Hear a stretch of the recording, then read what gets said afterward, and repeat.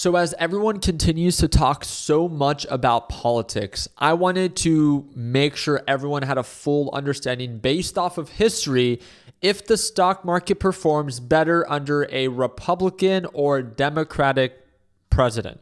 Now, again, it's all opinions aside, this is just the data based off of the S&P 500's performance, and this dates back to, I think it was like 1957. I really hope that, again, this could really encourage you to focus on what's important, and all politics aside, let the numbers do the talking. I really hope that you learned something new. And if you do, please consider dropping a thumbs up and subscribing if you feel like we earned it. So here's the average stock market return under Democratic and Republican presidents. Hence, it may surprise you. I don't think it's going to really surprise many of you. So this is the S&P 500. The S&P 500, again, for those that are a little bit newer to the market, is considered the top 500 most valuable companies. So it's like a basket of companies, and it's an index. This is where they get the quote from, like, well, the stock market on average experiences about a 7% return consistently over a long period of time.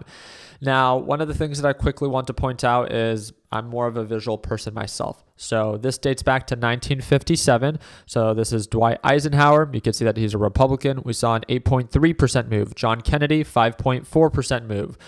We got a Democrat, and again, John Kennedy being Democratic. We got Lyndon Johnson, 7.6%. Richard Nixon, Republican, negative 5.3%. Then we have General Ford, nice recovery, 10.4%. Then we have Democratic, 6.3%. Jimmy Carter, Ronald Reagan, 10.2%. We have George Bush, 10.8%. And that's George Bush Sr., for those that are unaware. 15.2%. This is Bill Clinton. This is going into that dot-com boom, right? And we got George Bush. Shouldn't surprise you because, again, that's when the overall markets crashed. So that was the housing market crash. So George Bush was president during that time. He saw a negative 6.2% drop during his presidency, and that was within a span of 8 years. Barack Obama, 13.8%. Beautiful recovery, right? He was a Democrat. Republican, Trump, 14.1%. And then Joe Biden, 2021 to present, 11%. So on average, from a Democrat president, our median return was 9.3%, and Republican presidents, the median return was 10.2%.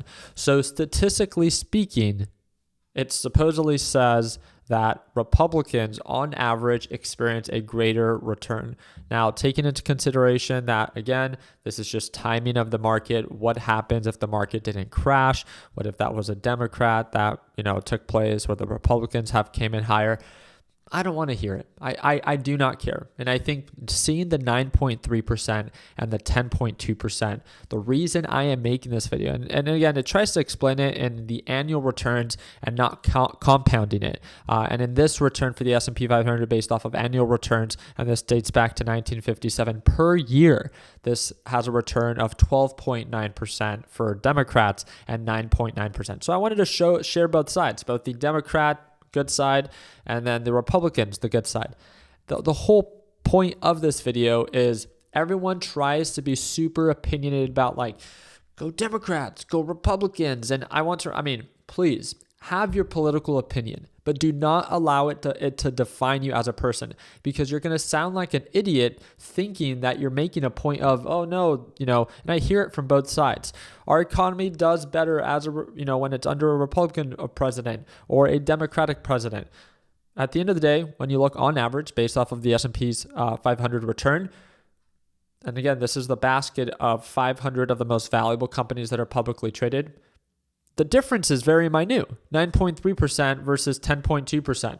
And at the end of it, it also doesn't take into consideration, these random market crashes that it's just the chance of whoever it is that is elected during that given time. What I'm trying to emphasize is if you're a long-term investor and if you're putting in work, historically, it doesn't matter. The stock market has made patient investors richer regardless of politics. And that's what I want to emphasize, that it does not matter truly. So if you are someone that is so opinionated about, no, we need this kind of presidency, right? It's like, please have your opinion. But when it overwhelms and becomes your personality, no one wants to be around you, right? And you sound like an idiot when you talk about, well, no, it does perform better under this type of, political party. At the end of the day, it does not matter. For all the people in the lower class, middle class, upper class, you know what matters? Putting in the work and getting the result that you're working towards. And yes, during some presidencies, depending on what their focus are, might make things a little bit more challenging. But what I want to emphasize is people still make a ton of money regardless of who is in power. And your job should be to overcome those challenges. And I really hope that this could shed some light that it truly does not matter. And it's not going to define your success or if you fail based off of who it is that's president. Your job is to understand market conditions, overbought, oversold levels, and to take advantage of opportunities regardless of who is president. And I really hope that as we go into, this 2024 presidential election, please vote for who you think is best for you and maybe our country. But again, at the end of the day, don't use them as a scapegoat on why you succeed or why you fail. And that's what I wanted to emphasize. Hold yourself accountable and be an adult. Don't allow your political opinion to overwhelm and become your personality, because that is truly one of the ugliest things any person can have. It's thinking that your opinions truly matter to other people and what they believe is in their best interest. I wish you guys nothing but the best. I just wanted to shed some light and kind of clear the room when it comes down to, who tends to perform better under some type of, political party. It does not matter. Over a long period of time, markets grow both. And this doesn't take into random crashes into consideration. Take advantage of opportunities, understand overbought, oversold levels, know when to be aggressive, know when to be conservative, and don't be afraid to learn from your mistakes. So I appreciate your time. I hope that I earned your thumbs up, and share this video with someone that you think can truly benefit from it. And I'm excited to, regardless of who it is that becomes president, to work with you guys every day and try to end the year on a green note. That's our goal every single time, and I hope that you could see that through the videos that we try to create for you guys. So hopefully I earn your thumbs up. Hopefully you can consider subscribing. And for all those that are part of my LPP team that want to watch me trade live, that's the second link in the description down below.